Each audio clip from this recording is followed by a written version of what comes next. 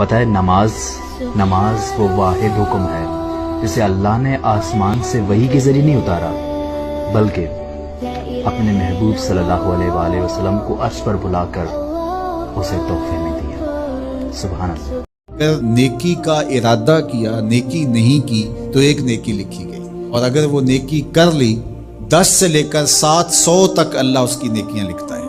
اگر برائی کا ارادہ کیا لیکن کی نہیں تو اللہ اس کے بدلے میں ایک نیکی لکھتا ہے۔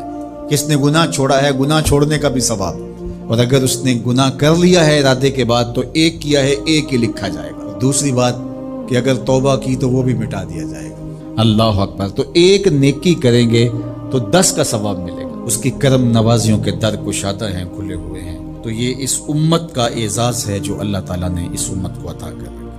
سنو نبی پاک صلی اللہ علیہ وسلم نے کیا فرمایا۔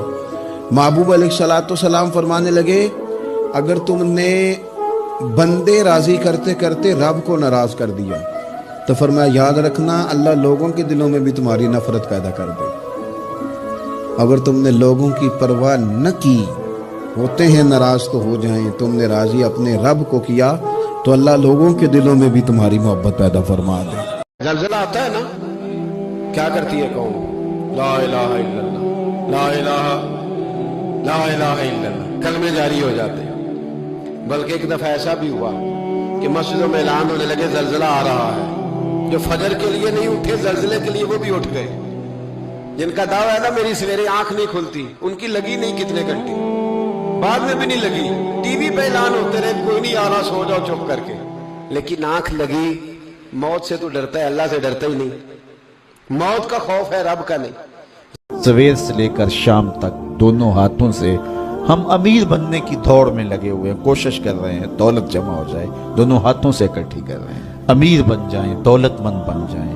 خیال ہے کہ اگر دولت بہت ساری ہوگی تو سکون ملے گا، جب مل جاتی ہے دولت تو پھر سکون نہیں ملتا، کہتے ہیں کچھ اور حاصل ہو تو سکون ملے گا۔ ساری زندگی اس دوڑ میں گزر جاتی ہے۔ جس طرح دنیا کی دولت جمع کرنے کے لیے دوڑ لگاتے ہو، شرافتیں جمع کرنے کے لیے دوڑ لگاؤ، نجابتیں حاصل کرنے کے لیے دوڑ لگاؤ، سجدوں کی کثرت حاصل کرنے کے لیے دوڑ لگاؤ، صالح اعمال جمع کرنے کے لیے دوڑ لگاؤ۔ وہ بندے جنہوں نے جب سے آنکھ کھولی ہے ایک دفعہ بھی مجھے خوش کرنے کا کام نہیں کیا، آ جاؤ تم بھی میرے۔ اللہ نے ایسے باہیں پھیلا دی اپنی رحمت۔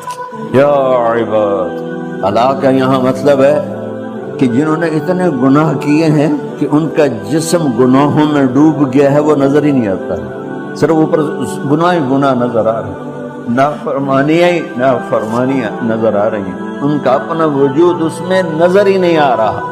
اللہ کہہ رہا ہے یا عباد تجھے بھی میرے ہی ہو، آ جاؤ۔ تجھے پہلے بچپن نے برسوں کھلایا، جوانی نے پھر تجھ کو مجنوں بنایا، بڑھاپے نے پھر آ کے کیا کیا ستایا، اجل تیرا کر دے گی بالکل صفایا، جگہ جی لگانے کی دنیا نہیں ہے، عبرت کی جا ہے تماشا نہیں ہے۔